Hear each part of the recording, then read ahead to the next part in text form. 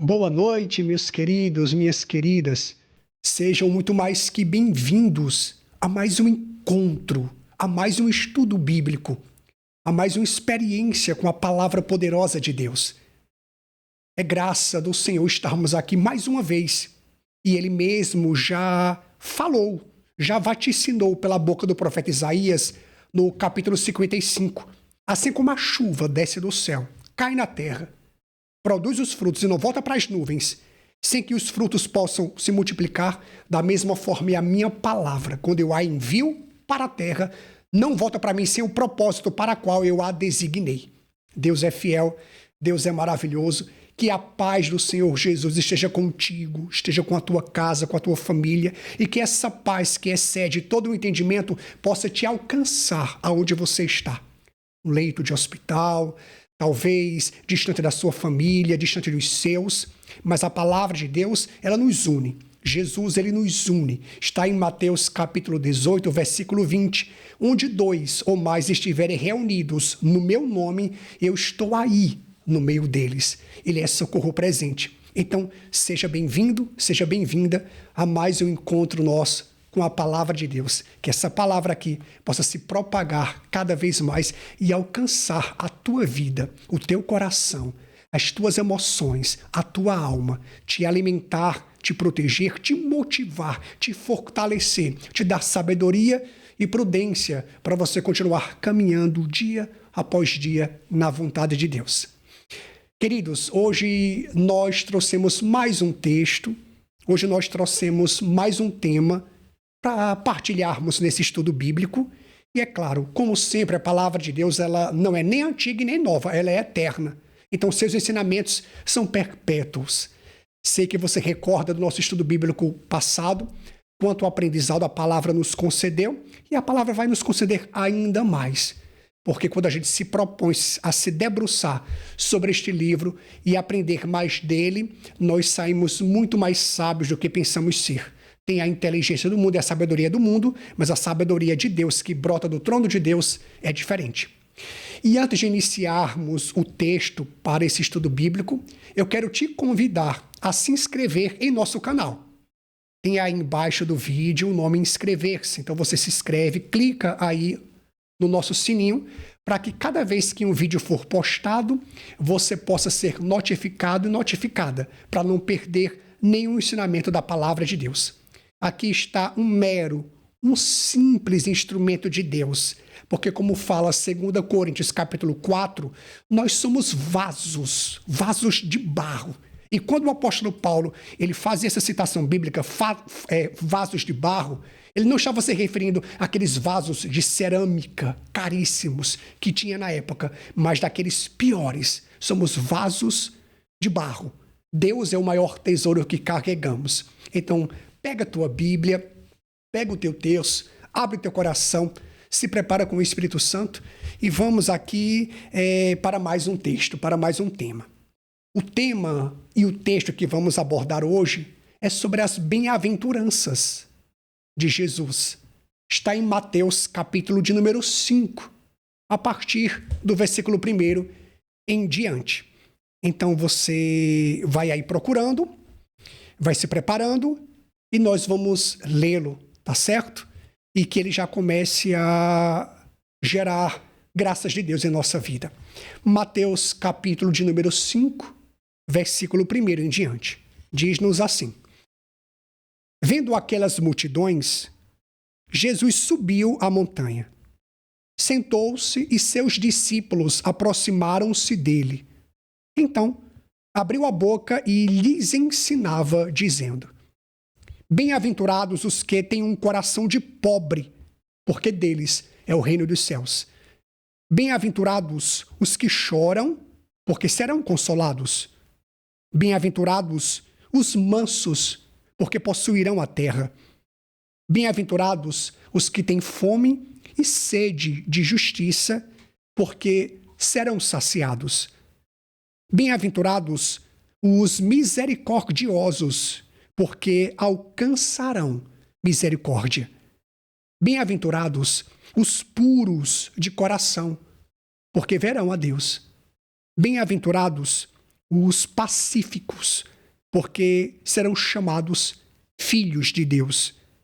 Bem-aventurados os que são perseguidos por causa da justiça, porque deles é o reino dos céus. Palavra da salvação. Glória a vós, Senhor. Fecha um pouco os teus olhos, inclina a tua cabeça e vamos pedir ajuda ao céu, ao Senhor, para que essa palavra possa gerar milagres em nós. Querido Deus, querido Pai, nós vos pedimos humildemente, em nome de Jesus, que não seja mais um encontro, mais um estudo bíblico, mas que seja uma manifestação da tua glória, do teu poder, da tua palavra. A tua palavra não falha, Pai. Então nós te suplicamos, em nome de Jesus, atinge os corações, sobretudo aqueles que estão mais distantes, frios, acabrunhados, desanimados, cansados no físico, cansados mentalmente, espiritualmente. A tua palavra, ela revigora e nós precisamos, Pai, de restauração. E não estamos buscando a palavra de uma criatura, de um ser humano, porque como fala Números capítulo 23, versículo 19, o Senhor não é homem para mentir, nem filho de homem para se arrepender da palavra que faz. Nenhuma das tuas promessas deixaram de ser cumpridas e nem deixarão.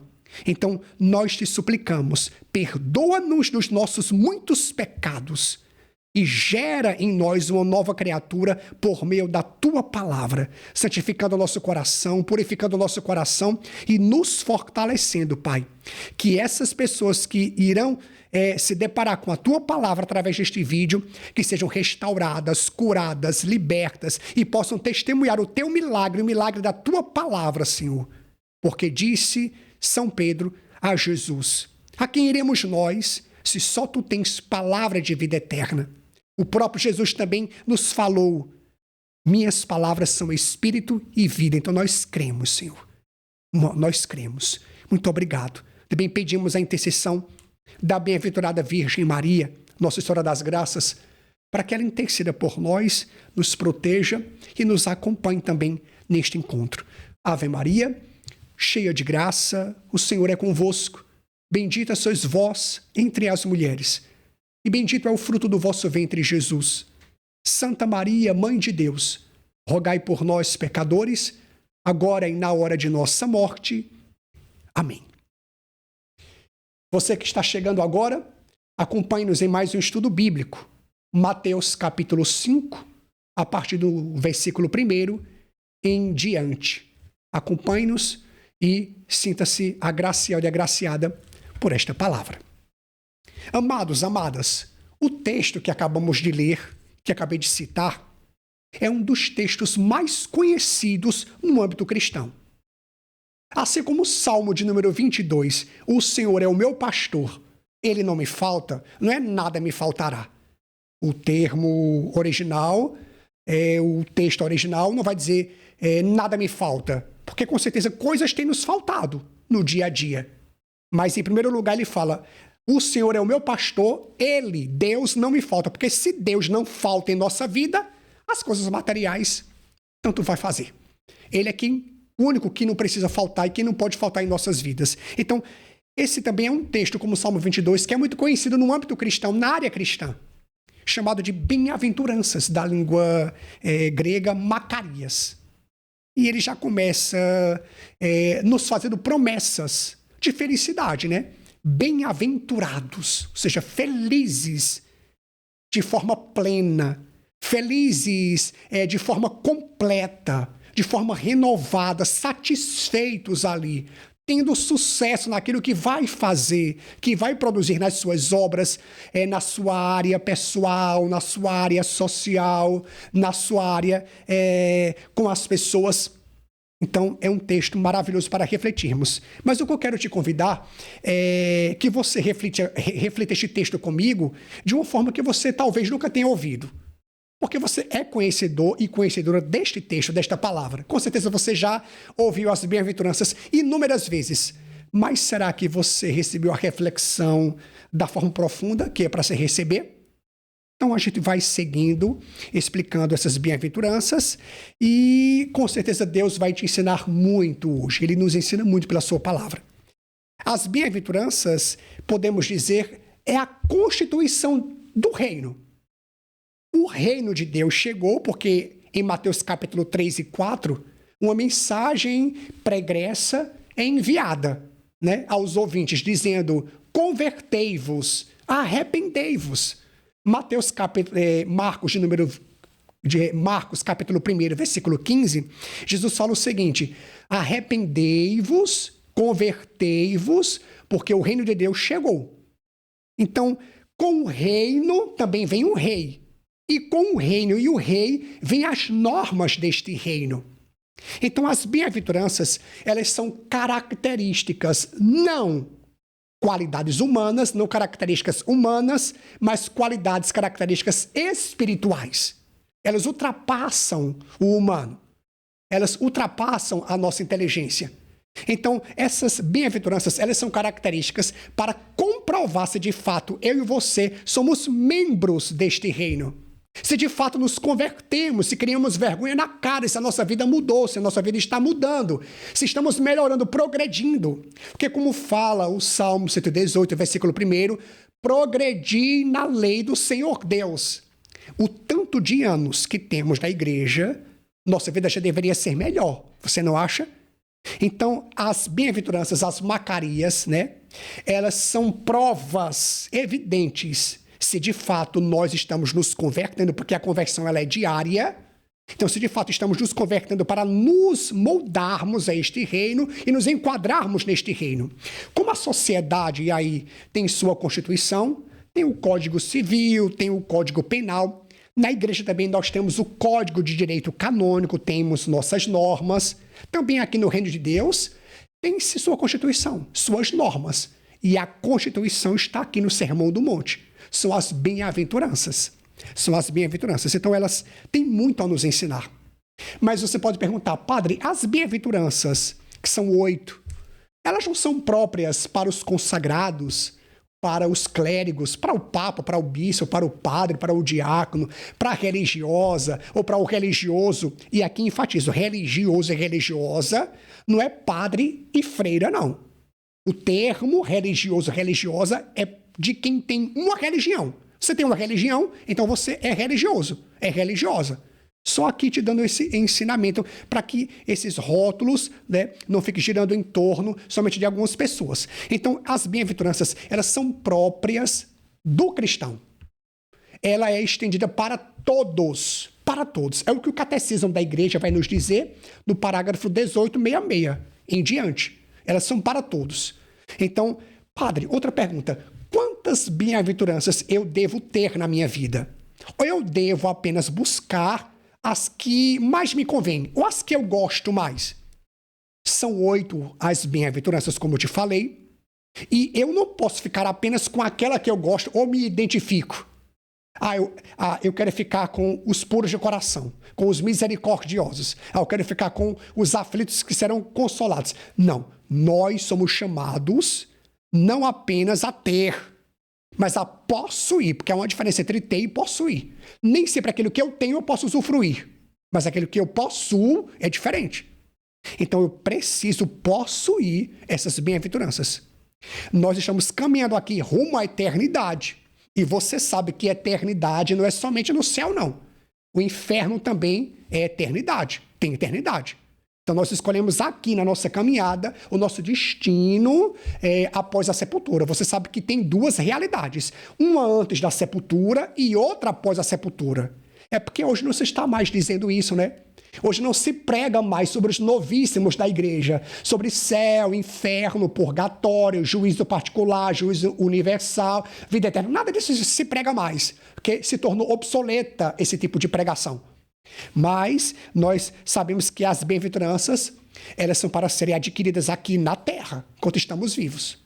Jesus não vai querer nossa desculpa depois da nossa partida daqui. Olha, Senhor, eu trouxe apenas 2 bem-aventuranças, ou 3 ou 4. Não. O cristão, aquele que crê, o crente, ela é convidado a possuir as 8 bem-aventuranças. Então nós vamos destrinchá-las agora.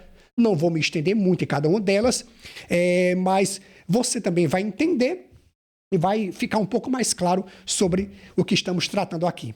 Então, olha só, a primeira bem-aventurança, que comprova se de fato eu sou membro deste reino, eu criei vergonha na cara e dia após dia tenho lutado contra o pecado, contra a minha própria carne, contra o mundo, contra o inferno, me convertendo, me moldando, não é, as coisas de Deus, está aqui. Primeira bem-aventurança. Diz assim, bem-aventurados os que têm um coração de pobre. Bem-aventurados os pobres em espírito. O que me deixa impactado é que Jesus começa as bem-aventuranças dizendo justamente isto. Bem-aventurado quem não é soberbo, porque pobre em espírito é aquele que não é soberbo. E diz o livro dos Provérbios que a soberba, ela é a antessala da ruína da vida de uma pessoa. A soberba, o orgulho, são algo que vem como pregresso e que ele já está identificando a destruição da vida de alguém. E, por natureza, nós somos soberbos e orgulhosos. Por que será que o diabo caiu do céu? Jesus mesmo fala em Lucas capítulo 10, versículo 19. Eu vi Satanás cair do céu como relâmpago, ou seja, rápido, um relâmpago cai rápido do céu. E para que nós aprendamos, né? No Salmo 18, acho que no versículo 12 em diante, o salmista fala, Senhor, livra-me do orgulho. Ele não pede nem para Deus livrá-lo do diabo, nem da morte, nem do mal, mas pede para Deus livrá-lo do orgulho. Olha só, o orgulho é terrível, a soberba ela é terrível. Santo Tomás de Aquino dizia que o orgulho e a soberba são os pais de todos os pecados. Então a gente precisa se desvencilhar cada dia deles. Então Jesus inicia aqui o Sermão do Monte, as bem-aventuranças, dizendo isto. Bem-aventurados os que não são soberbos, os que têm um coração pobre, são pobres em espírito. Outra coisa que eu quero desmistificar aqui é o seguinte, nós aprendemos que pelo fato da pessoa ser pobre, pensa que ela já vai para o céu. Ah, mas não é o que está dizendo aqui na bem-aventurança? Bem-aventurados os que têm um coração de pobre. Aqui não está dizendo, nem tem fundamento nenhum. Jesus não está dizendo que o pobre, por ser pobre, ele já tem uma garantia do céu. Não é isso. Porque, reflete aqui comigo, tem pobre caloteiro, tem pobre caluniador, fofoqueiro, mentiroso, que deseja o mal para os outros, que pratica o mal, que deturpa as coisas. Tem sim. Tem sim. Então, onde é que tem na Bíblia que todos os pobres vão para o céu? Não é isso. Mas Jesus quer dizer que bem-aventurados os que têm um coração de pobre.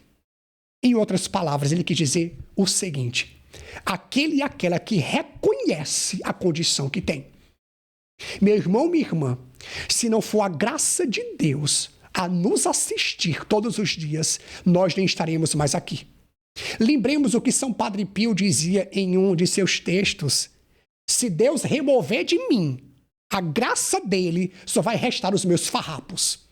Então, antigamente nós pensávamos, para pregar a palavra de Deus, para fazer uma evangelização, para servir a Deus, nós precisávamos da graça de Deus. Sim, precisávamos. Mas hoje, até para amarrar um cadastro do sapato, a gente precisa da graça de Deus. Tal é a nossa necessidade dela. Então, a gente precisa. Então, bem-aventurados os que têm um coração de pobre, ou seja, são aqueles que reconhecem o seu nada, a sua pequenez. Ele sabe que tem o que tem pela graça de Deus, que é o que é pela graça de Deus, que está caminhando, que está de pé pela graça de Deus, que acorda cada dia, que abre os olhos pela graça de Deus, que caminha pela graça de Deus. Não dê louvores a si mesmo, não enalteça a si mesmo, soberbo, soberba, achando que é você quem produz alguma coisa na sua vida. Sou eu quem trabalho, sou eu quem vou para minha luta, sou eu quem acordo 4 da manhã, às 5 horas e vou me embora para eu prover minhas coisas. Deixe de ser soberbo, porque se Deus disser, você não levanta hoje, você não levanta. Se o céu disser, você não sai dessa cama hoje, você não sai. Então, nós temos que nos debruçar e reconhecer a nossa pequenez, a nossa dependência de Deus. Esta era uma das tentações que o diabo queria derrubar Jesus com ela. Lá em Mateus capítulo 4, ou Lucas capítulo 4, ou Marcos capítulo 1, que ali vai falar das tentações. O diabo queria que Jesus quebrasse a dependência que ele tinha com o Pai. Se és filho de Deus, torna essas pedras em pães. Se és filho de Deus, sempre era o jargão, se és filho de Deus. Olha, em Mateus capítulo 3, vai narrar o batismo de Jesus. E quando ele sai das águas, o Espírito Santo pousa sobre ele em forma corpórea de uma pomba. E uma voz brada do céu, rasga o céu, dizendo: este é o meu filho muito amado, escutai-o. E foi justamente o que o diabo pegou nas tentações. Ele quis colocar em xeque, em prova ali, a filiação de Jesus com o Pai. E se você ler os evangelhos, você vai ver a comunhão que Jesus tinha com o Pai, desde pequeno. Lá no templo, Lucas capítulo 2, diz que ele estava perdido, e quando ele foi encontrado pelos pais, ele respondeu: não sabias que estava na casa do meu Pai?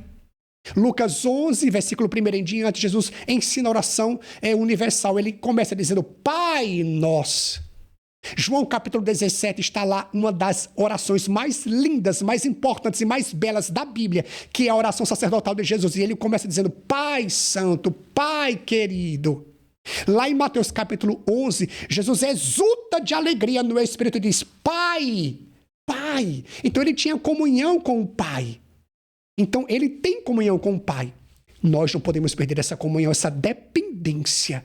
Entenda, meu irmão, minha irmã, você depende da graça de Deus. Você não é tudo aquilo que você pensa ou imagina, não. O que você tem ou quem você tem não vai poder poupar em nada você, se você não estiver debruçado debaixo da graça de Deus. É o que fala o Salmo 90, versículo 1. Aquele que habita no esconderijo do Altíssimo, a sombra do Onipotente. Não é a sombra do que você tem ou do que você possa ter, mas é a sombra dele. Nós somos dependentes. Então, pobre em espírito é aquele que reconhece o seu nada, a sua pequenez, a sua dependência. Ele bate no peito como aquele cobrador de imposto, pedindo misericórdia a Deus. Todos os dias ele sabe que ele depende da graça de Deus, ele caminha com a graça de Deus, ele se arrepende dos seus pecados. Antes de dormir, ali ele faz o seu exame de consciência, ele pede perdão a Deus por aquilo que ele pecou nos pensamentos, nas palavras, nas atitudes, nas omissões, nas obras. É aquele que reconhece sua pequenez, sua dependência de Deus. E aí você se enquadra nessa bem-aventurança? Você tem sido dependente de Deus de fato, ou você tem agido como aquela música ferrenha e superficial? Quem sabe faz a hora, não espera acontecer. É assim que você tem caminhado? É assim que você tem confiado na provisão de Deus? É assim que você tem que você está dependendo da providência de Deus? Fazendo a hora acontecer porque você se acha que sabe alguma coisa? Não, nós dependemos de Deus, esperamos nele. Repito o que São Padre Pio disse: se ele remover de mim sua graça, não vai sobrar mais nada de mim. Se Deus tira a graça dele de você, o que vai sobrar de ti? Muitas vezes nós achamos que somos guardados e protegidos porque somos bons demais. Porque nós oramos, porque acordamos de madrugada para rezar o terço. Porque nós somos pessoas dedicadas à obra do Senhor, porque somos dizimistas, ofertantes, estamos numa evangelização. Não, nada disso. Porque se Deus te entregar nas mãos do inimigo, você vai ver como sua vida vai mudar da noite para o dia. Foi como aconteceu com Jó. Lembra a história de Jó? Mas não somente com Jó no Antigo Testamento, no Novo Testamento também aconteceu isso. O próprio Jesus, ele, em Lucas capítulo 22, ele chamou Pedro no canto e disse assim para Pedro: olha, Pedro, Satanás me procurou e ele quis me pedir você. Ele quis te peneirar. Mas eu orei por você para que sua fé não se enfraquecesse em mim. Então não brinque, amado ou amada. É a graça de Deus que te sustenta. Não brinque com isso. Seja dependente dela, dia após dia. Nada de murmúrio dos lábios, nada de reclamação, só louvor a Deus. Entrega e dependência a Ele. Vamos seguindo, para não determos muito tempo em cada bem-aventurança. Próxima bem-aventurança, versículo de número 4. Mateus 5, versículo de número 4. Bem-aventurados os que choram, porque serão consolados. Então você pode dizer: então, padre, eu já estou no céu e eu faço parte desse reino, porque, olha, eu sou uma pessoa muito, muito emocionada. Eu não posso assistir uma cena de novela que eu já choro. É mesmo. Jesus não está se referindo a pamonha e a gente mole, não.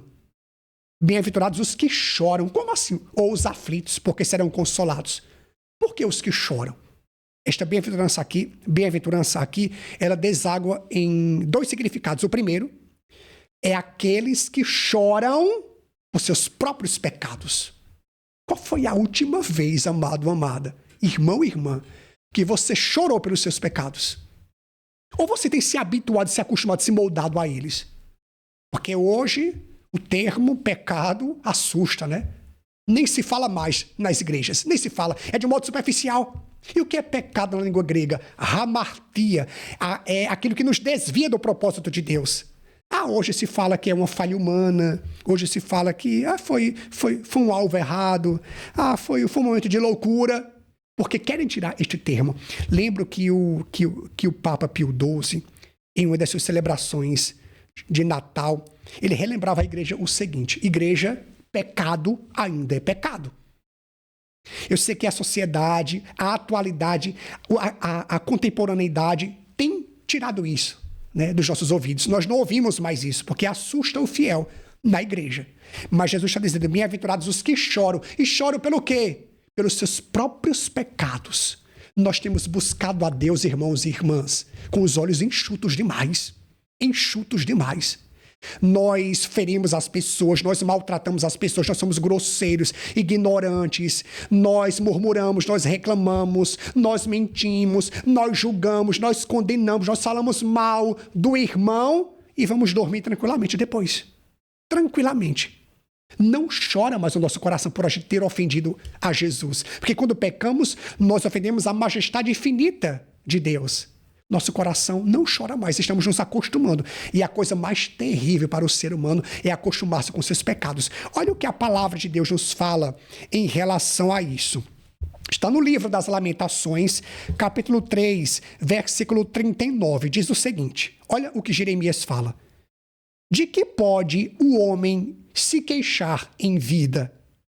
Que cada um se queixe de seus pecados.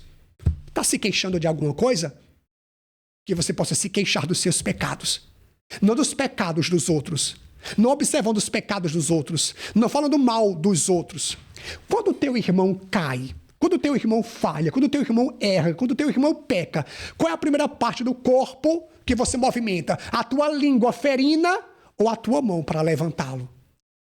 Para consolá-lo, para abraçá-lo, para acolhê-lo. Porque é de se não acreditar. Como é que o pó, que somos nós, a criatura, pode se achar melhor do que a outra criatura? Como é que o pó pode julgar o outro pó? Estamos no mesmo barco. Já dizia um escritor inglês chamado John. Ele dizia o seguinte: nós estamos no mesmo barco.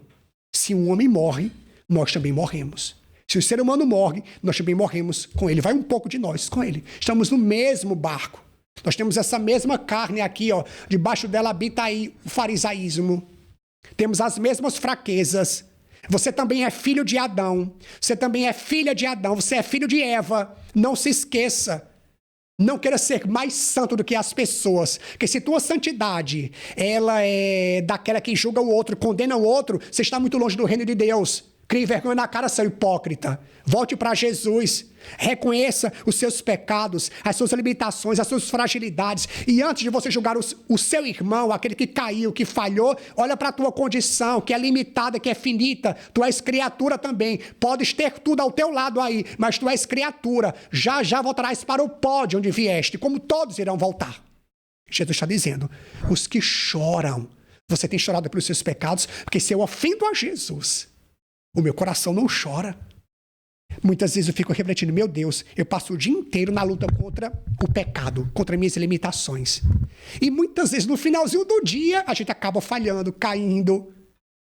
Peca por palavra, peca por pensamento. É uma coisa que você fala que machuca, que magoa, que você não queria ter falado aquilo, não queria ter feito aquilo. Então a gente luta o dia inteiro e às vezes no final do dia a gente dá aquela resvelada, a gente cai para nos comprovar que nós somos criaturas e fracos, porque o cair é do homem, diz o livro dos Provérbios, mas o levantar é de Deus. O levantar é de Deus. Então, você tem chorado pelos seus pecados? Nós temos chorado pelos nossos pecados para nos arrependermos, melhorarmos, mudarmos de vida? Ou você é como Gabriela: eu nasci assim, cresci assim, vou morrer assim. Pois bem, cresça assim e morra assim, que após a sepultura você vai encontrar uma realidade para você, e eterna. E talvez não seja agradável ou aquela que você está se enganando que vai encontrar. É aqui nesta vida que nós temos a oportunidade de reconhecer nossos pecados e mudar dia após dia, não sozinho, mas ajudado pelo irmão e pela irmã. E segunda parte desse versículo, segundo significado, além de chorar pelos nossos pecados, a gente chora pelos pecados dos outros também. Você tem chorado, mãe, pelos pecados dos seus filhos? Tem chorado pelos pecados daqueles da tua família, da tua casa, que ainda não se arrependeram, não se converteram, não voltaram para o Senhor Jesus? Você tem chorado por aqueles que estão padecendo aí no mundo? Você tem chorado por aqueles que estão se prostituindo, se drogando, se embebedando nas festas, gastando a vida, o dom precioso da vida com o pecado, com essas coisas deste mundo que é tudo passageiro? Como disse o apóstolo João, lá na sua primeira carta, capítulo 2, versículo 15. Não ameis o mundo, nem o que nele há, porque aquele que ama o mundo, o amor do Pai não está nele. O mundo vai passar com suas coisas, a concupiscência da carne, a concupiscência da soberba, a concupiscência dos olhos, tudo isso vai passar. Mas aquele que faz a vontade de Deus permanece, diz João. Então você tem chorado pelos pecados dos teus? Você tem clamado a Deus? Tem chorado? Ou você tem achado graça? Ou você talvez esteja até aplaudindo a queda do teu irmão, a falha do teu irmão? Amados, amadas, eu falo muito nas minhas pregações. Nossa família ainda está de pé. Sabe por quê? Porque nela ainda tem alguém que busca a Deus. A tua família está aí de pé. O juízo de Deus, a mão de Deus já não desceu sobre a tua casa, sobre aquele filho rebelde, sobre aqueles da tua casa que não se converteram, que não mudaram e que estão num caminho desagradável a Deus. Sabe por quê? A mão de Deus já não desceu sobre eles. Porque você está indo para a igreja, porque você está indo para a missa, porque você está rezando lá o seu terço. Porque quando você lembra, talvez você pega a palavra lá, eu digo assim, quando lembra, né? Porque não adianta eu enganar-me a mim mesmo e achar que você todo dia está lendo a Bíblia. Que todo dia você tem tirado um tempo para ler a Bíblia. Eu quero acreditar que sim, mas eu tenho que dar esse choque de realidade em mim. Eu sei que nem todos fazem isso. E é uma pena, você não sabe o que está perdendo. Mas, repito, sabe por que o juízo de Deus já não chegou na tua casa? Já não pegou aqueles que estão rebeldes? Porque você tem orado. Então, choremos por nossos pecados, como a igreja nos ensina. Confesso a Deus Todo-Poderoso, porque pequei por pensamentos, palavras, obras e omissões. Como é que alguém que é vulnerável ao pecado, ou você não é vulnerável? Meu irmão e minha irmã, você pode comungar, você pode se confessar, você pode ser consagrado, você pode ser padre, você pode ser freira, você pode ser leigo, você pode ocupar o cargo na igreja que você ocupar, mas você ainda peca ou não peca. Nós não somos mais escravos do pecado, aleluia, glória a Deus, mas nós somos circundados pelo pecado. Nós sentimos a presença do pecado. Ou você não sente sua carne queimar?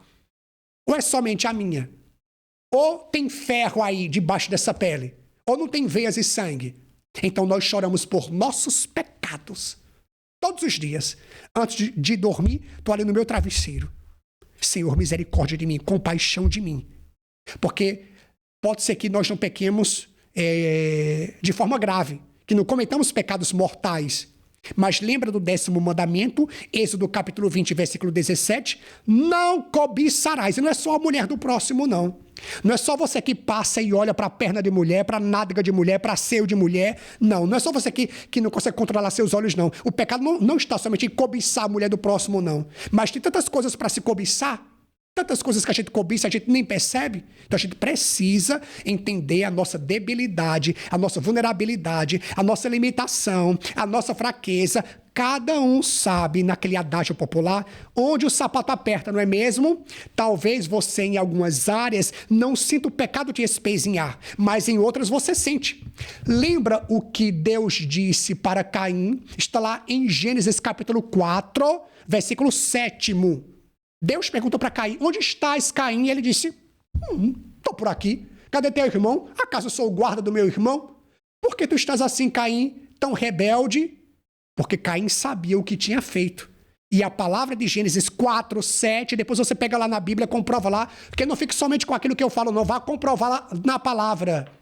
Gênesis 4, 7, Deus disse para Caim, Caim, o pecado vai sempre espreitar-te à porta, mas tu deves dominá-lo. Olha o poder que Deus nos deu. Não é teu vizinho que vai dominar, não. É você que deve dominar os seus pecados, seus apetites, suas limitações, suas fraquezas. Fazer o quê? Se desvencilhando da soberba, do orgulho, buscando auxílio, pessoas para orarem com você, por você, reconhecendo suas culpas, seus pecados, reconhecendo suas fraquezas, seus erros. Tu poderás dominá-lo, disse Deus. Deus nos deu uma ordem. Também em Gênesis capítulo 13, Gênesis capítulo 3, no versículo 15, está escrito: ela esmagará a cabeça, a tua cabeça. Então, mesmo o calcanhar que é ferido pelo pecado, também ele pode ter força de esmagar a cabeça da serpente. Então, começa a dominar os teus pecados, começa a dominá-los enquanto é tempo. Olha, quando a gente olha para trás, para o retrovisor da nossa vida, antes de Jesus nos encontrar, e a gente lembra como nós vivíamos, como nós andávamos, o que nós fazíamos, você sabe o que você fazia, o que você aprontava, como você vivia. Você sabe na condição que o Senhor Jesus te encontrou. Foi você que encontrou Jesus, não. Eu encontrei Jesus, deixa de ser hipócrita. Jesus não estava perdido, não. Perdido estava você, estava eu. Então, ele quem nos encontrou. Então, quando Jesus nos encontrou, nós bem sabemos da condição que ele nos encontrou. Se ele não tivesse nos encontrado, talvez nessas alturas estaremos mortos. Nem aqui estaríamos mais. Você sabe como ele te encontrou. Você sabe muito bem. Então, dia após dia, você recebe as graças de Deus para corresponder o melhor para você. Para você ir deixando de lado aquilo que você fazia antes. Porque você tem pouco tempo de vida, você não sabe quanto tempo você vai viver. Padre, vou viver 100 anos e você acha muito diante de uma eternidade? Vou viver 200 anos, você acha muito diante de uma eternidade, 200 anos? Então, amados e amadas, choremos por nossos pecados e pelos pecados dos nossos. Você tem filho em casa que não se converteu? Tem algum irmão, irmã, primo, tio, tia que não se converteu? Começa a chorar. Busca a Deus com os olhos mais, molhados. E clama pela conversão sua e a conversão deles. Terceira bem-aventurança diz o seguinte: bem-aventurados os mansos, porque possuirão a terra. Bem-aventurados os mansos, porque possuirão a terra.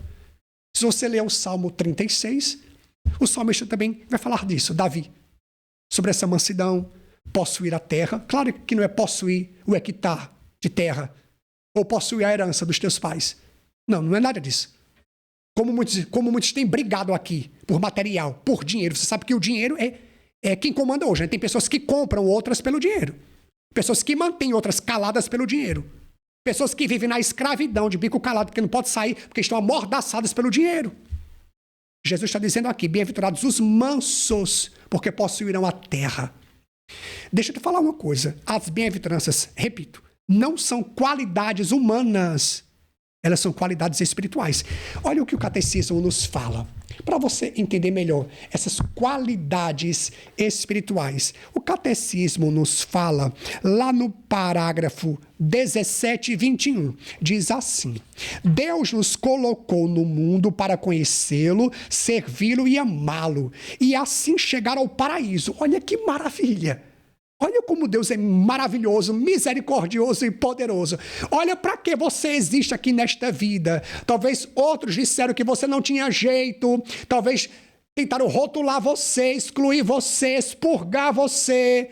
Tentaram magoar você. Mas o catecismo está dizendo que você foi colocado aqui nesta terra para conhecer, servir e amar a Deus. Com um propósito. Qual ele?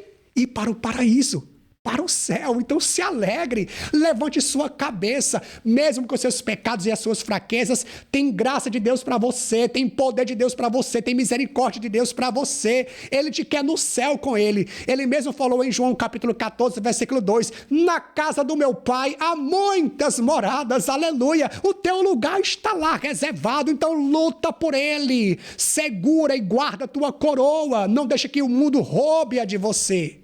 Catecismo continua dizendo o seguinte: as bem-aventuranças nos faz participar da natureza divina. Olha que maravilha! E elas ultrapassam a inteligência e as forças exclusivamente humanas. Então as bem-aventuranças, elas não são categorias humanas, elas são qualidades espirituais. Qualidades espirituais. E precisamos possuir as 8. Quantas você tem? Então Jesus disse, bem-aventurados os mansos. Então pense comigo, por que não são qualidades humanas? Aqui não está... Manso não está se referindo àquele que é introvertido, introspecto, caladinho, ou aquele que é extrovertido, que fala... Não, não são qualidades humanas. São qualidades espirituais, sobrenaturais. Aleluia. Mansos, o que significa mansos?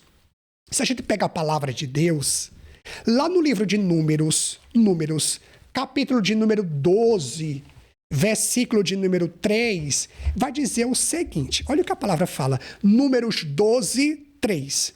Ora, Moisés era um homem muito paciente, o mais paciente da terra.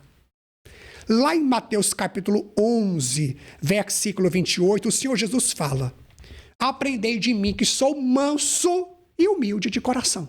Então Moisés era tido pela Bíblia como o homem mais manso desta terra. Mas lembra o que Moisés fez, irado, quando ele desceu do Monte Sinai, após passar lá uma quaresma com Deus, que ele viu os israelitas dançando em torno daquele bezerro de ouro. Ele, revoltado, irado, pegou aquelas tábuas da lei e quebrou-as na pedra. Então a Bíblia está dizendo que Moisés era o homem mais manso da terra e na sua ira ele fez isso.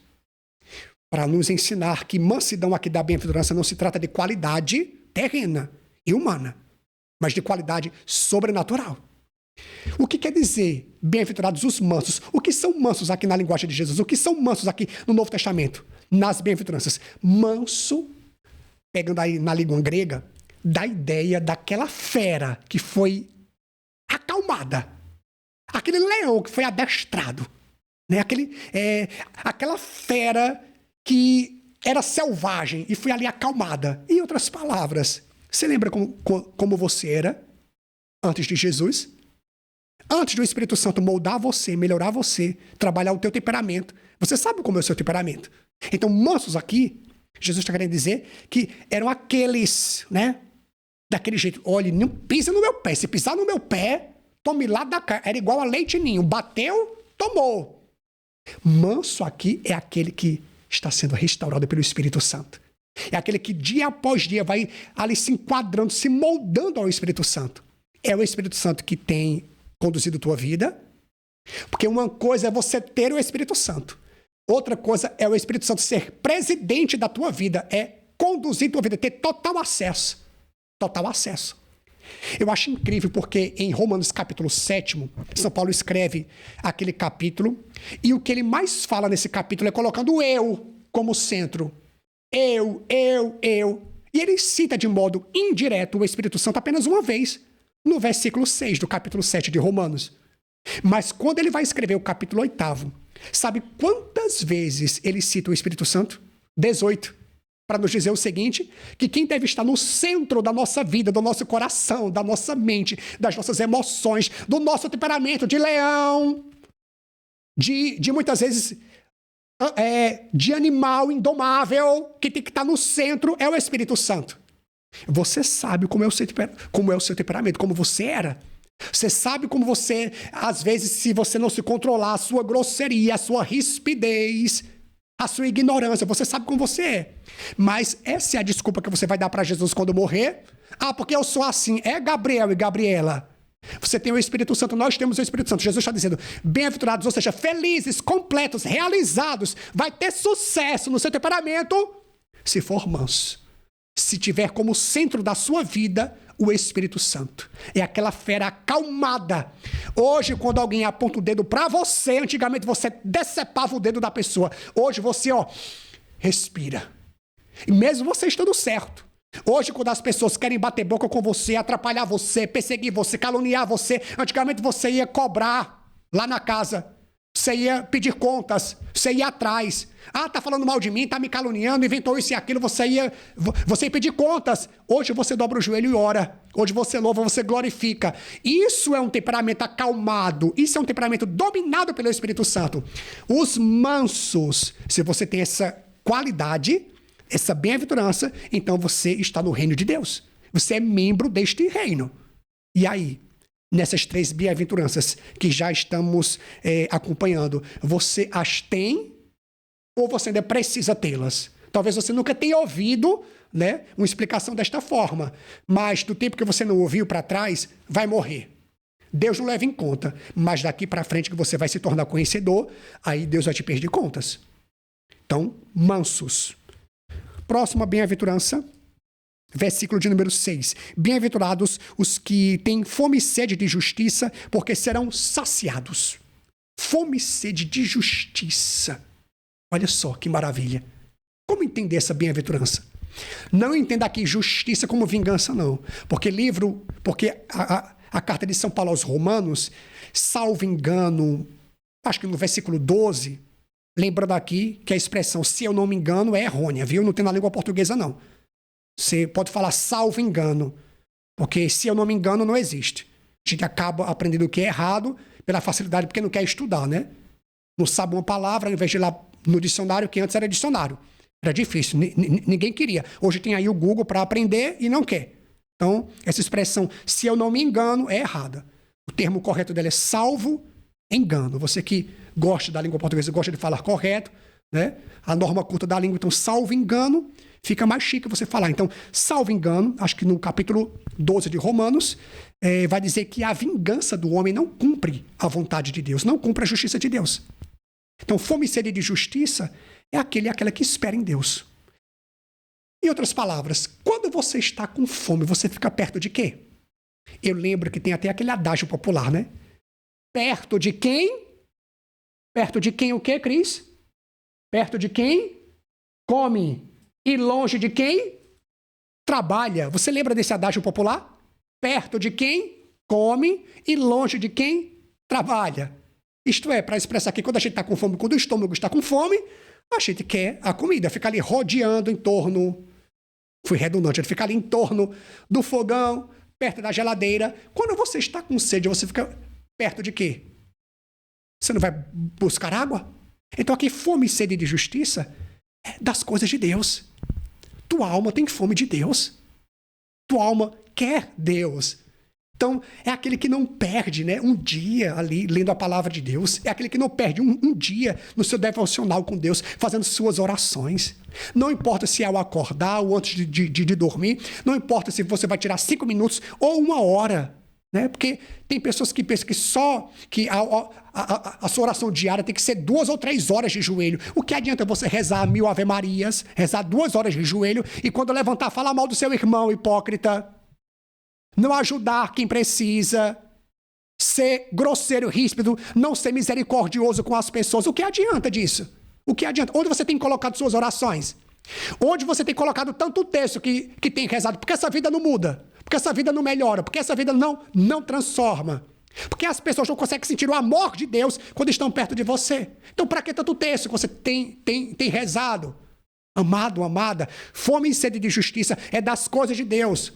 Se você está com fome, você corre para perto da comida. Se você está com sede, você corre para perto da bebida. Você ali se sacia, você se satisfaz. E as coisas de Deus que você não está buscando. E se está buscando, não é para você se enaltecer, não. É para você buscar ainda mais. Está lá no livro de Baruque, capítulo 4, versículo 28. Se vós os apartastes de Deus, uma vez feito isso, buscai-o agora 10 vezes mais com zelo. E você não precisa sair da igreja para se apartar de Deus, não, viu? Quem diz que você precisa estar para se afastar de Deus, precisa sair da igreja? Tem tanta gente dentro da igreja afastada de Deus que você nem imagina. Tanta gente aqui pegando essa palavra, pregando essa palavra em microfone, à frente das coisas que já está distante de Deus há muito tempo. Há muito tempo. Então, antigamente, a gente pensava que para se afastar de Deus tinha que sair da igreja. Hoje tem muita gente afastada de Deus dentro da igreja. Dentro da igreja. Porque é a presença de Deus que temos que ter. Muitas vezes, como diz lá Joel 2,12, Deus falando pela boca de Joel, voltai a mim. Com lágrimas, jejuns, voltai a mim. Muitas vezes eu volto para a igreja, eu volto para o meu grupo que eu tinha me afastado, eu volto para aquela pastoral, eu volto para aquela comissão e não volto para Deus. Deus fala, Joel 2,2, voltai a mim. É uma volta direcionada, específica a Ele. Fome e sede de justiça. Quanto tempo do teu dia você gasta com as coisas de Deus? Padre, eu não tenho tempo. Tenho não. Vou te ensinar uma coisa. Para eu conseguir administrar o meu uso com o celular, porque antes, por semana, eu usava 11, 12, 13 horas por semana o celular. Então, eu coloquei uma função aqui, fui nas configurações, e eu coloquei lá para me indicar a cada 7 dias, ou seja, a cada semana, quantas horas eu estava utilizando o celular. Então, a cada 7 dias, o celular me informa, você utilizou tantas horas essa semana. Então, de 13 horas que eu usava, eu tive que começar a fazer essa disciplina. Lembra? Cavar na rocha? Cavar na rocha ali, ó. Sangrava, as mãos enchiam de calo. Então, eu tive que começar a domar isso, esses impulsos, a administrar. Porque você que tem que administrar o celular e não o celular administrar você.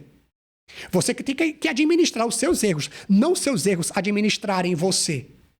Então, de 13 horas que eu passava por semana no celular, eu sei, eu poderia usar muitas desculpas.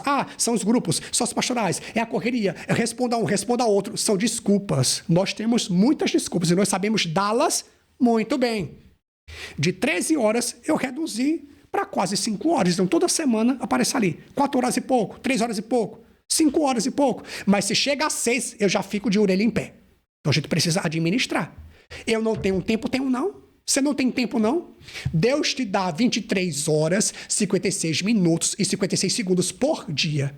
Por que 56 minutos? Porque esses 4 minutos que vão sobrando, depois de 4 anos fica lá o ano bissexto, você sabe, né? Então, você tem tempo. Tira 8 horas no mínimo para dormir, você tem 8 horas para trabalhar e o restante. Se você se dedicasse tanto às coisas de Deus como se dedica ao trabalho, porque o trabalho você tem que ir, né? Senão o patrão vai estar lá descontando e você não quer perder dinheiro, não é mesmo? Mas para as coisas de Deus pode perder. Deus me espera. A palavra de Deus me espera. A Bíblia me espera. A obra do Senhor me espera. O serviço de Deus me espera. Faço sempre as coisas assim. Fome e sede de justiça, sabe? Então você tem que se alimentar daqui. Sabe por que muitas vezes tua fé enfraquece? Você fica esmorecido, você fica perturbado, você fica angustiado, você fica ansioso, porque nós estamos nos afastando daqui da fonte, da palavra de Deus. Da palavra de Deus. Fome e sede de justiça. Está lá em Colossenses capítulo 3, versículo 1. Paulo mesmo falou: se, portanto, ressuscitastes, buscai tudo que está na terra. Foi isso? Não. Buscai tudo que está no alto. Versículo 2. Pensai nas coisas do alto. E pensar não é ficar como aqueles filósofos refletindo o dia inteiro, não. Pensar aqui é possuir as coisas lá do alto. Então, se, portanto, ressuscitastes, buscai a Cristo que está no alto. Então, fome e sede de justiça é isto. Vamos buscar a Deus, as coisas de Deus. É por isso, meu irmão, que a pregação está sendo feita, você está na missa e você não sente mais o coração queimar. A palavra do evangelho está sendo ali proclamado e você está em celular. Gente, eu quero aqui abrir um parêntese para fechá-lo logo em seguida. Quantas pessoas que desvalorizam a Santa Missa? Meu irmão, minha irmã, se você vai para a Santa Missa pagar a preceito, fique em casa. Se você vai para a Santa Missa desrespeitá-la, você pensa que desrespeitar a missa e a Eucaristia é você pegar a Eucaristia e jogá-la no chão, é? Ou você comungar sem estar preparado? Você pensa que é somente isso, é? Mas você que vai para a missa, que fica lá andando, que fica na porta da igreja, que fica em derredor, que fica passeando. Lá na missa, você usando o celular, redes sociais, olhando para a hora, desatento. E não importa quem está à frente, não. Se você faz isso com a missa, com as coisas de Deus, eu imagino com as pessoas o que você não é capaz de fazer. Então você tem a Eucaristia, você tem a Santa Missa. Porque quando eu vou para a Santa Missa, eu tenho que ir com o meu coração, com a minha alma. Agora eu chego lá na missa para estar com o celular na mão, andando para lá e para cá, não participar. Quem é você? Quem você pensa que é? Você manda na Santa Missa, na Eucaristia, e depois de tudo isso vai lá e comunga. E comunga. Aí fala mal de quem não pode comungar, que aparece lá na fila da comunhão, não é mesmo? Sendo que você faz pior. Sendo que você faz pior ainda. Porque você sabe e os outros não sabem. Então, na Santa Missa, eu estou conversando, eu estou batendo papo, eu estou olhando a vida alheia, eu estou mexendo em celular, eu estou desatento, eu estou caminhando. Para que você vai para a missa? Fique em casa, não vai fazer falta, não. Mas bem, é o meu ensinamento. Por isso que fui tão perseguido. Por isso que eu adquiri muitos inimigos por falar isso, por pregar isso, porque nem todo mundo gosta, não. O pessoal gosta de um padre o quê? Que passa a mão por cima, que acaricia o ego. Tá certo? Mas infelizmente não nasci assim. Tá certo? Não nasci assim. E não tenho medo de você não, viu? Não tenho medo de você não. Porque se eu fosse prestar conta da minha vida a você, eu estaria morrendo de medo aos seus pés. Mas pelo que me consta, a Bíblia me diz, em Hebreus 9, 27, morre-se e em seguida vem o juízo. Então eu vou prestar contas da minha vida a Deus. A Deus. Então a palavra tem que ser ensinada e pregada como deve ser. O evangelho genuíno, a palavra genuína deve ser ensinada como deve ser, como tem que ser, como Deus nos pede. Então, fome e sede de justiça. Então, respeite mais a Santa Missa. Valorize mais a Santa Missa, a Eucaristia. Você só vai saber o valor da Eucaristia quando você não puder mais comungar. Você só vai saber o valor da Eucaristia quando talvez você estiver em cima de uma cama, adoentado, não tiver mais forças para ir com seus próprios pés para a igreja, para a missa. Hoje você tem e não valoriza como deveria valorizar. Ah, padre, eu valorizo, então valorize mais ainda. Mais ainda. E se você não valoriza, reflita. Passe a valorizar enquanto você tem. Próxima bem-aventurança. Fechei o parêntese que abri, tá certo? Versículo 8º. Versículo 7º. Bem-aventurados os misericordiosos, porque alcançarão misericórdia. Os misericordiosos, porque alcançarão misericórdia. Primeira coisa que eu quero aqui desmistificar. Jesus não está prometendo que se você for misericordioso aqui na terra, você vai encontrar misericórdia das pessoas. Jesus não está prometendo que se você for misericordioso com todas as pessoas, de todas elas, você também vai receber misericórdia. Não é isso. Porque ele sabe que não é. Ele sabe que não é. Quanta pessoa maldosa dentro da igreja, meu Deus. Quanta pessoa maldosa dentro da igreja. Muitas vezes, quando o diabo chega lá para tentar, a pessoa já está fazendo as vezes dele e ele volta, não tem mais nada para fazer. Quanta pessoa ruim dentro da igreja. Gente, nós deveríamos, claro que nós sabemos que a igreja ela é um grande hospital. Ela é um grande hospital. E pelo que me consta, eu sou côncio, tenho consciência de que no hospital não tem ninguém com a perfeita saúde. Que só uma pessoa nécia, só uma pessoa sem juízo estaria no hospital, mesmo tendo saúde. Que o que aqueles que estão lá mais querem é receberem alta, é voltarem para casa. Então a igreja ela é um grande hospital. Ela é um grande hospital. Gente, a falta de misericórdia hoje, ela é visível, estampada. Estampada. Jesus falou em Mateus capítulo 24, versículo 12. Gente, eu vou citando esses versículos e não dá para eu ir pegando aqui na palavra, porque senão vai gastar mais tempo, vai estender mais o vídeo. Mas você pode ir notando, né? Se é estudo bíblico, se você é uma pessoa humilde, você vai estar com um caderninho e uma caneta para você notar, se você se interessar, se você quiser, é claro. Por quê? Porque o papel mais fraco e vulnerável e a caneta mais barata é muito mais fiel do que nossa mente, nossa memória. Antigamente você guardava números, tantas coisas. Hoje você coloca o dinheiro em um lugar, a chave em um lugar, um remédio em um lugar, e quando vai procurar, não acha. Então, não é fiel. Nossa mente não é totalmente fiel. Então, pega um caderninho, pega uma caneta e vai anotando esses versículos bíblicos e depois você vai lá, lê e se alimenta. Aí você vai vendo o vídeo, né? Então, e vai procurando lá, entendeu? Isso também vai te ajudar, porque é um estudo bíblico, né?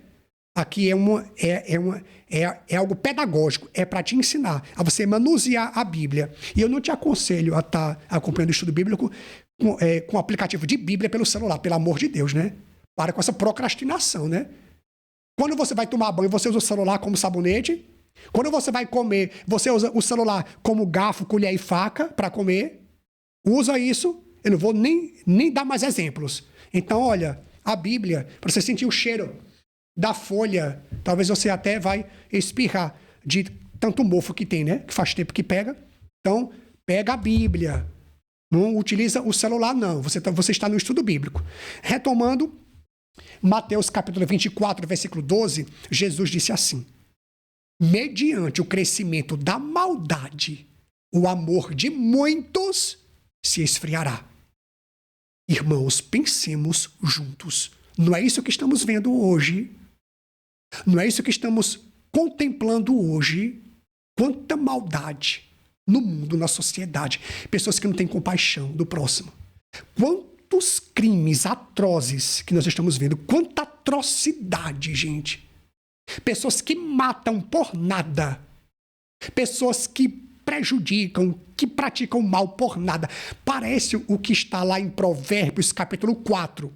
Salomão escreve esse livro, no capítulo 4, ele fala: tem gente que é tão ruim que enquanto a pessoa não cometer naquele dia um mal, ela não dorme em paz.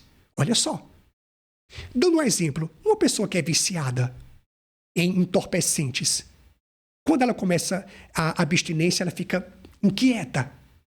Uma pessoa que é viciada no cigarro, que é fumante, se não fuma ali um cigarro naquele dia, 2, 3, 10, fica inquieta.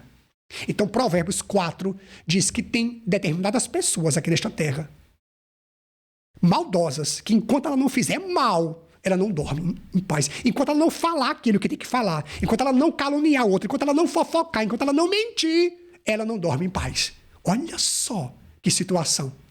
Da mesma forma, Jesus disse: o amor de muitos se esfriará mediante o crescimento da maldade. A maldade no mundo e a maldade também dentro da igreja. Dentro da igreja. Me diz o seguinte: você que é de igreja, você é mais decepcionado pelas pessoas da igreja ou as pessoas do mundo?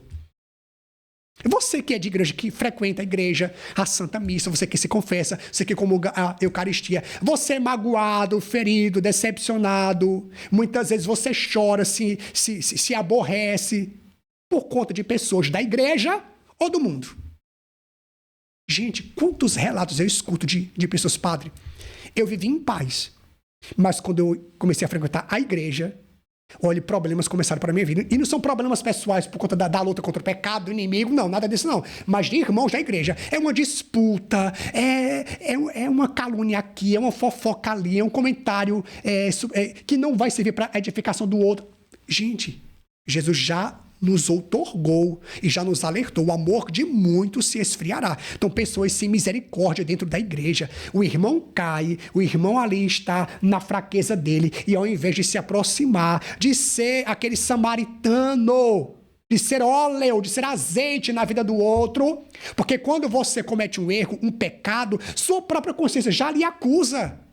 João capítulo 8, aquela passagem da mulher, né, pecadora, que foi surpreendida em adultério. A pecadora caída ali. Então, ela acusava a si mesma, perdão. Aqueles homens anciãos acusava, os jovens que estavam lá acusava esta mulher, a sociedade a acusava. Já tinha tanta gente acusando, aqui Jesus disse: filha, eu não te acuso não.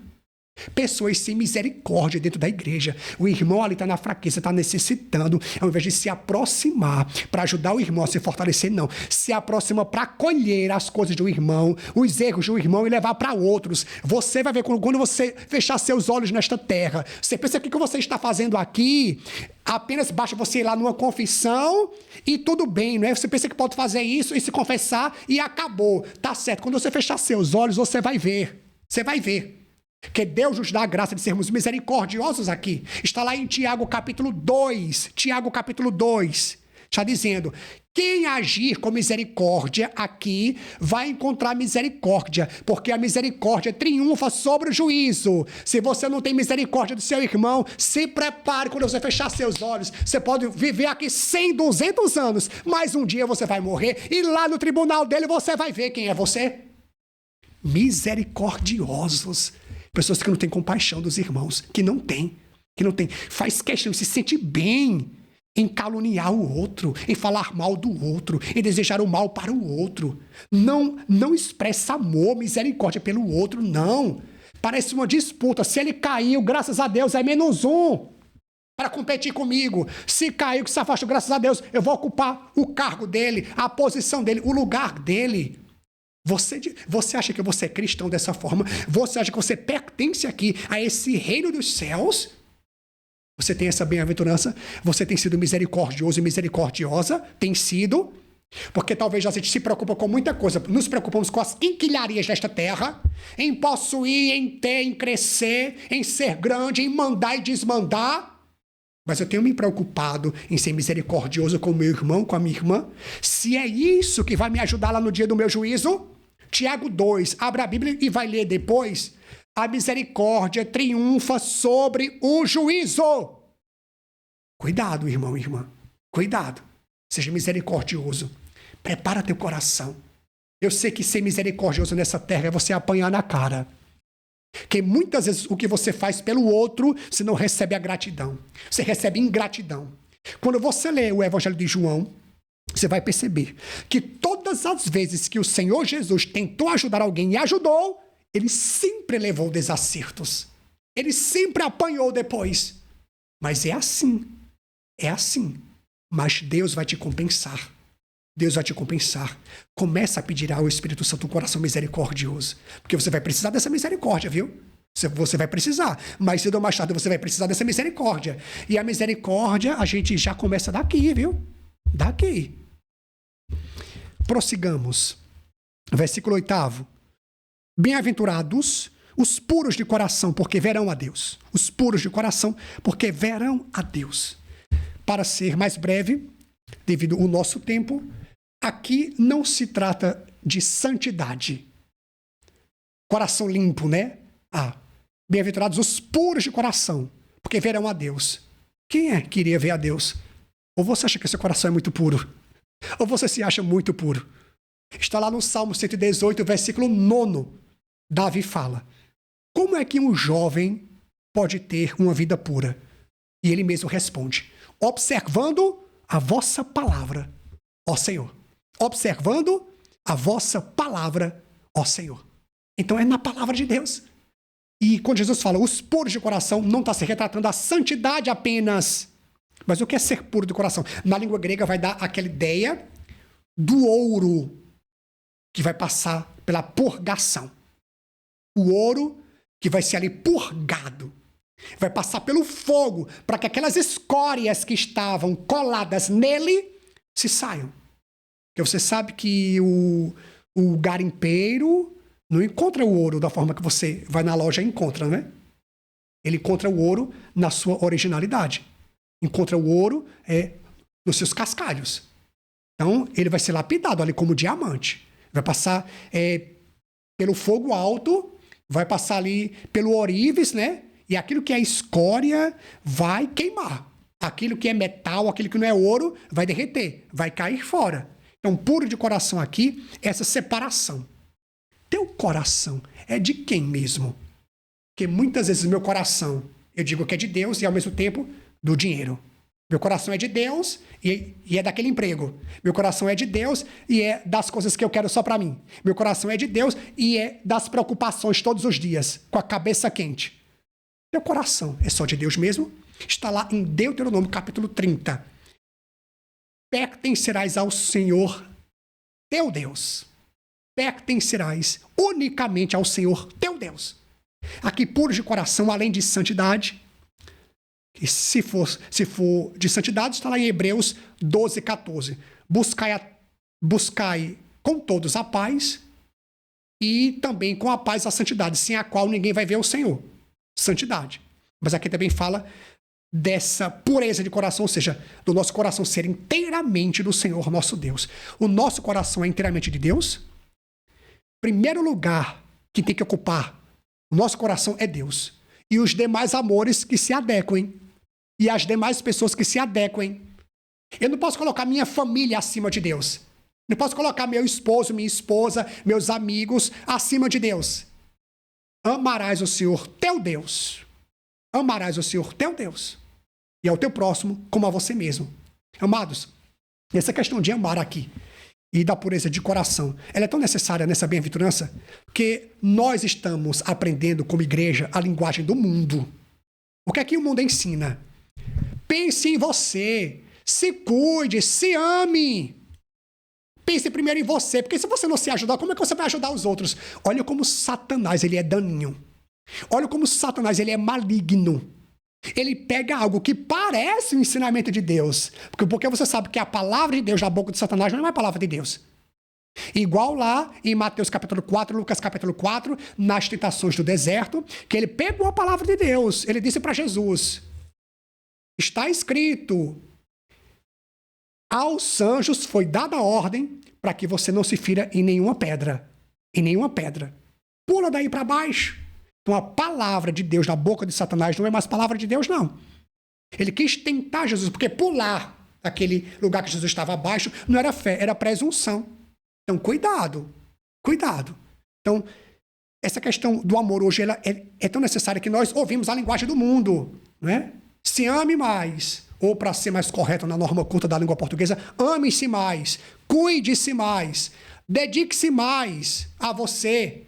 Matos, por que será que o primeiro mandamento é esse? Amarás ao Senhor teu Deus com toda a tua força, todo o teu coração, todo o teu entendimento, e ao teu próximo como a ti mesmo. Sabe por quê? Porque a Bíblia já parte do pressuposto que nós nos amamos tanto que primeiro pede para a gente amar o irmão e depois nos amar.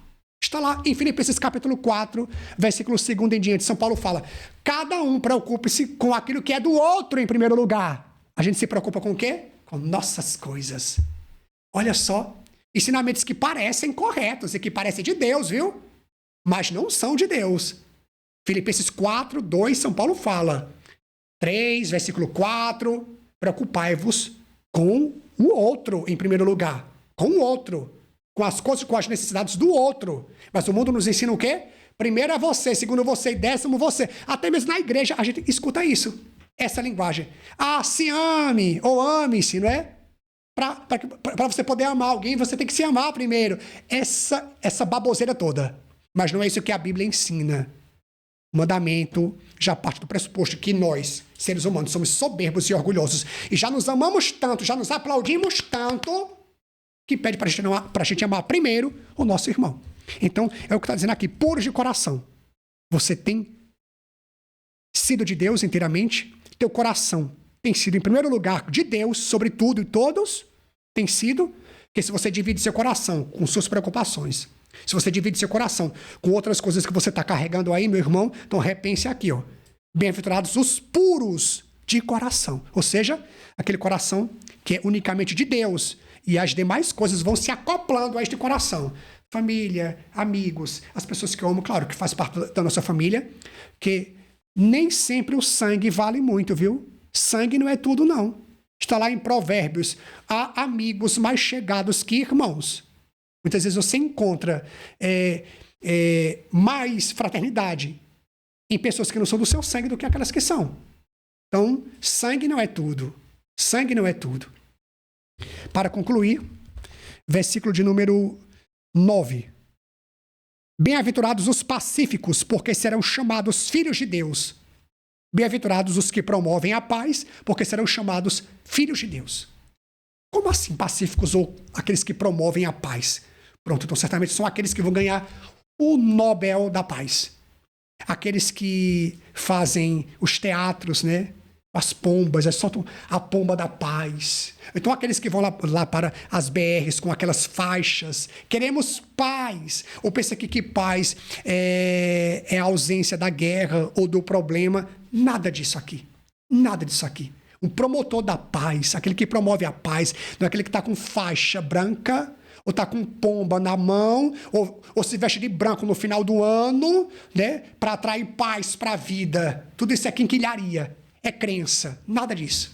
A bem-aventurança aqui, os que promovem a paz, significa o quê? Os pacíficos significam o quê? Promotor da paz significa o quê?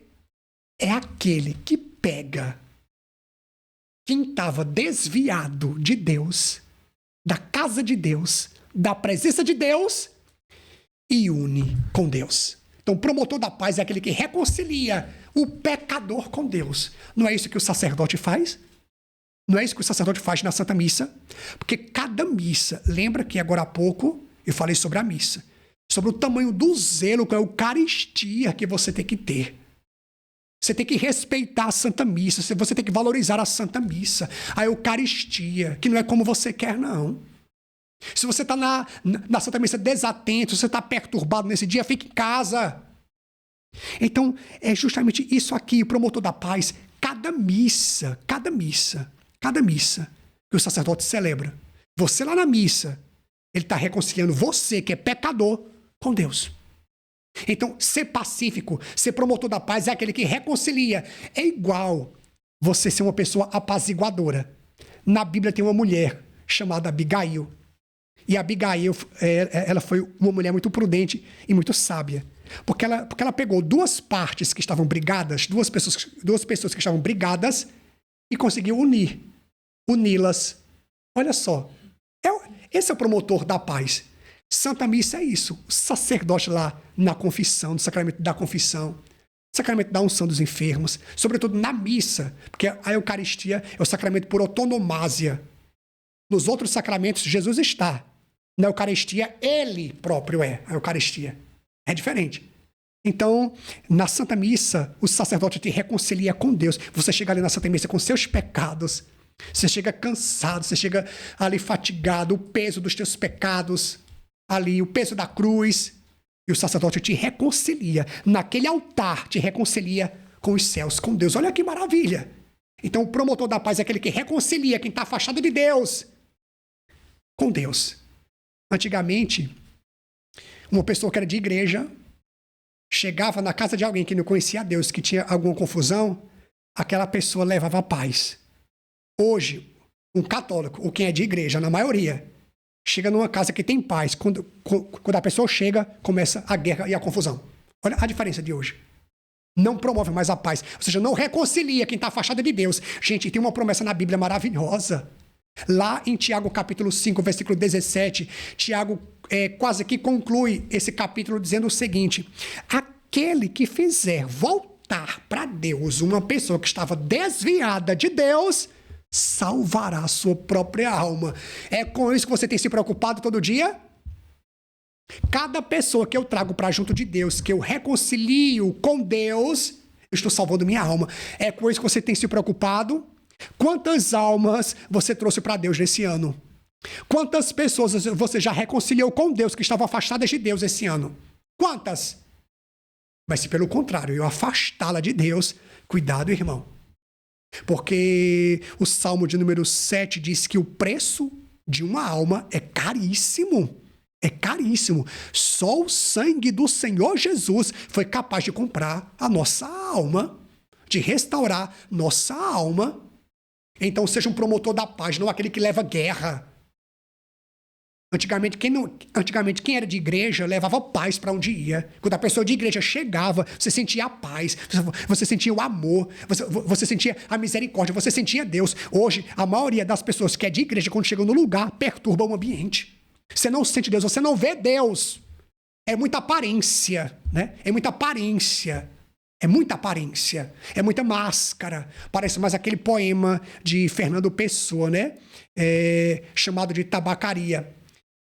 Ele fala que no poema o personagem usou tanto uma máscara que quando ele foi removê-la não conseguiu, porque já estava colado a cara dele. É a expressão que ele utiliza.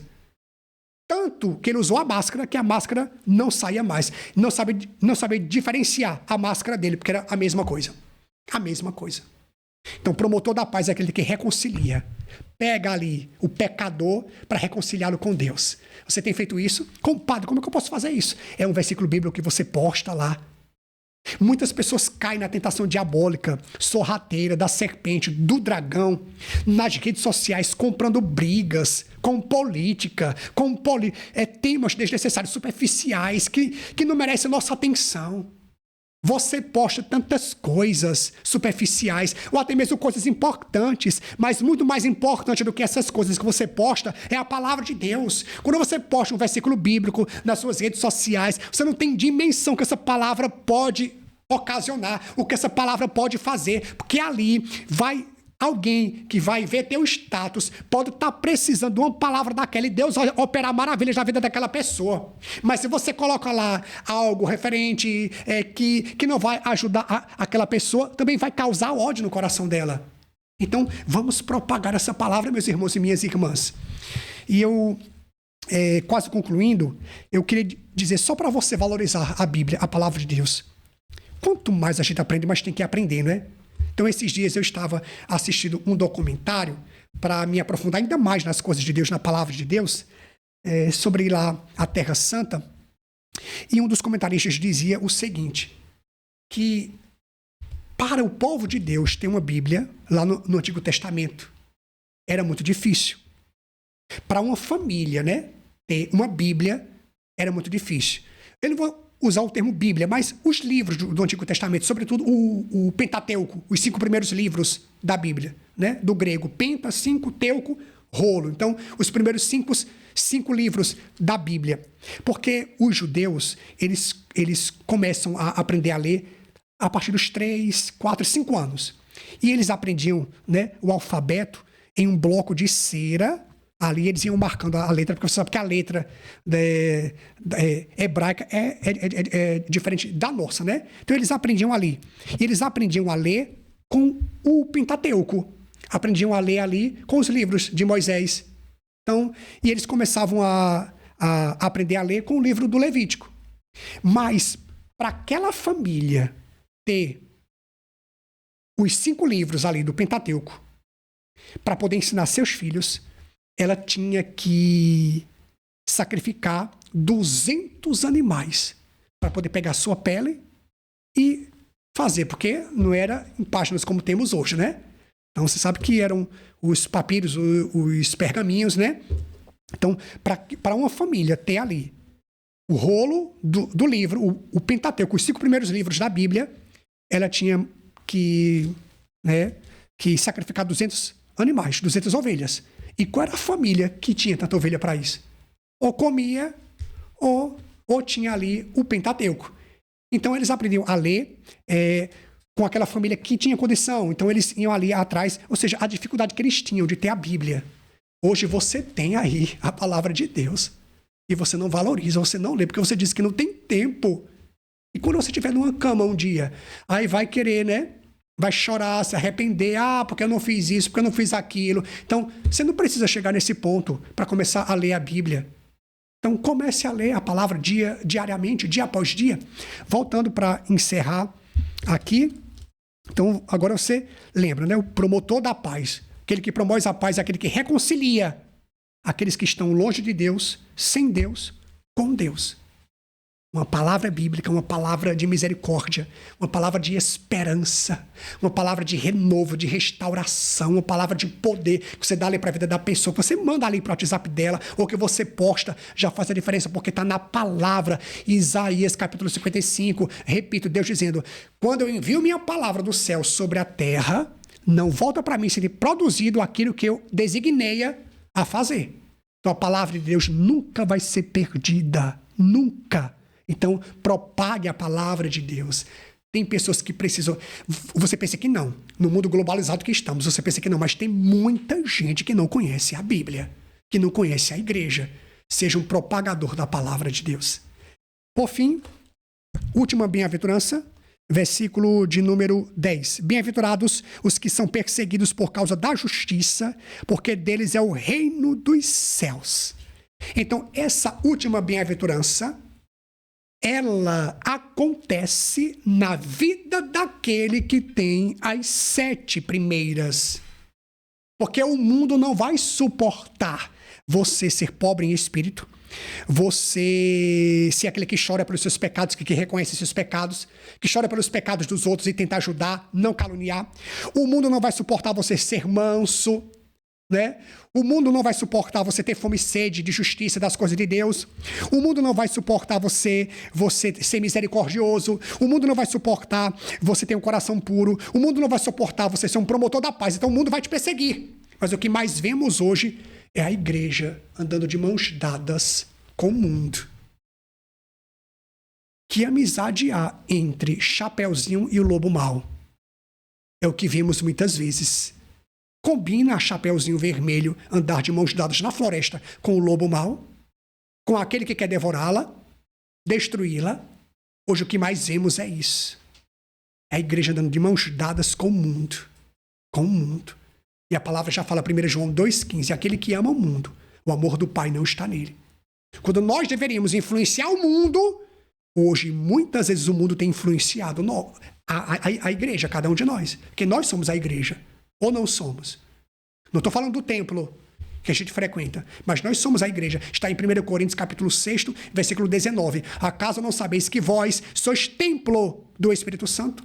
E essa palavra templo que São Paulo utiliza na língua grega, naos, quer dizer o local onde ficava o Santo dos Santos, o lugar mais precioso, onde ficava a arca. São Paulo cita. Nós somos a igreja também.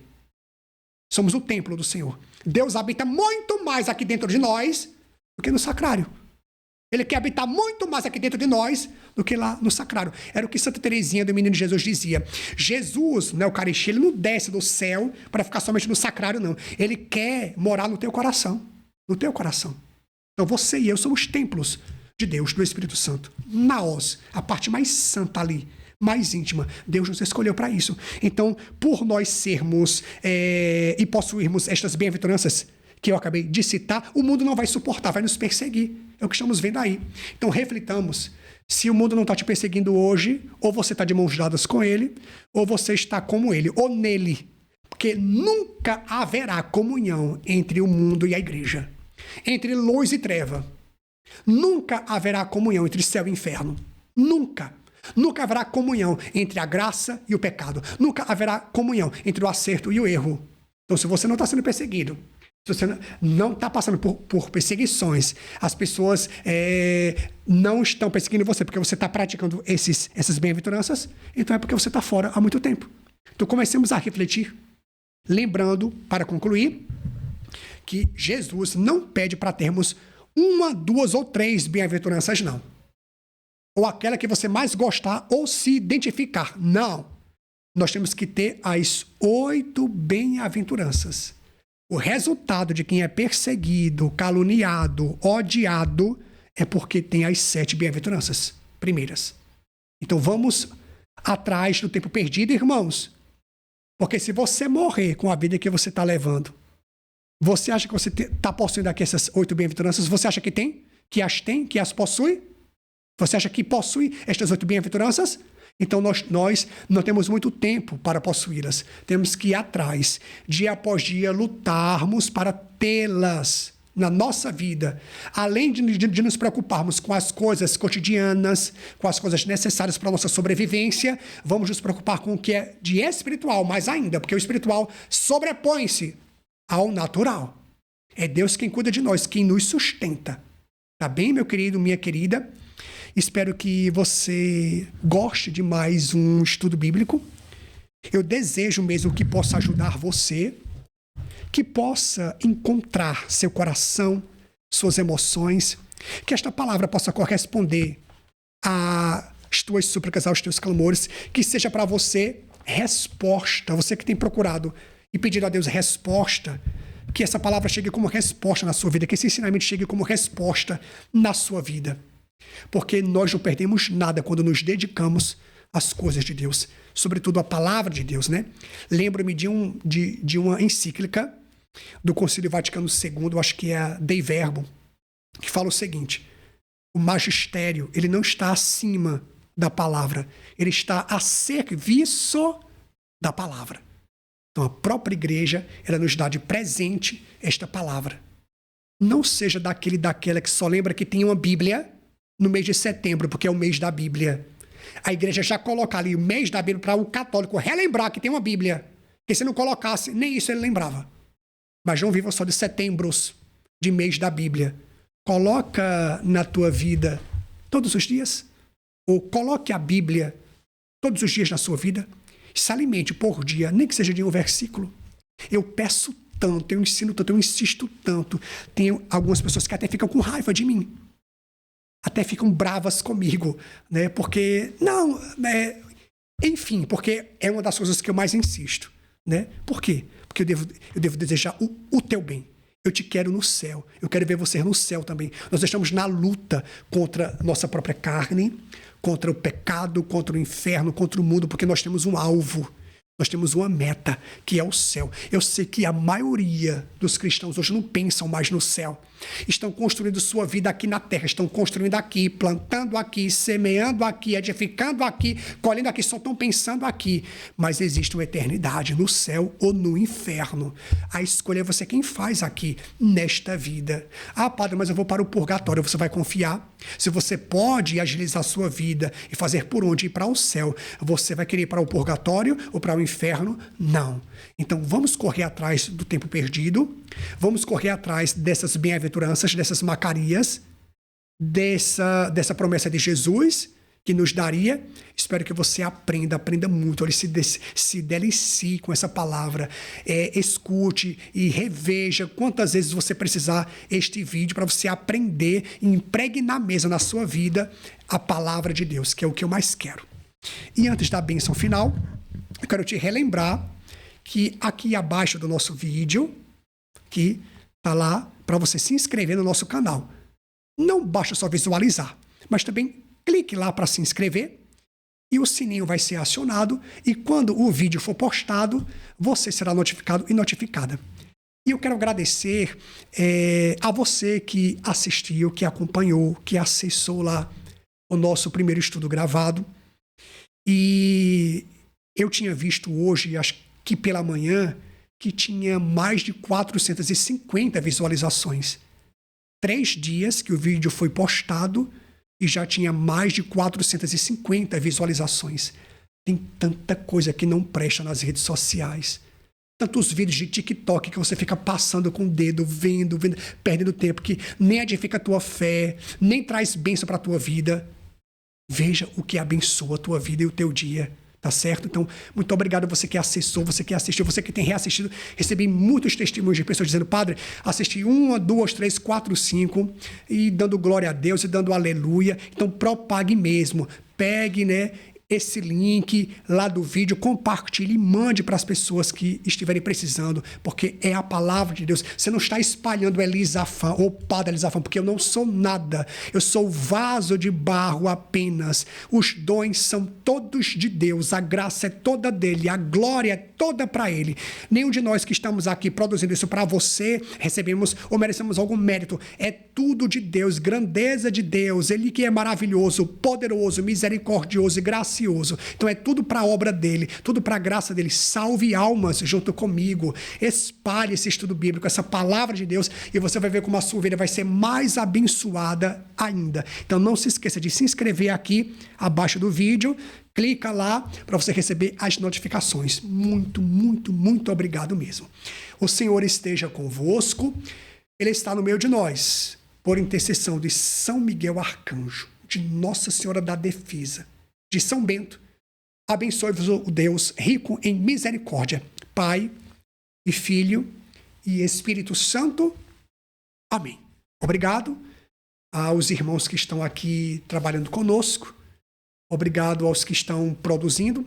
Que Deus possa abençoar ainda mais. Eu tenho certeza que essa obra de Deus, a palavra de Deus na sua vida, vai abençoar a sua vida, sua casa e sua família. Deus te abençoe e que a Virgem Maria te proteja de todo mal. Amém.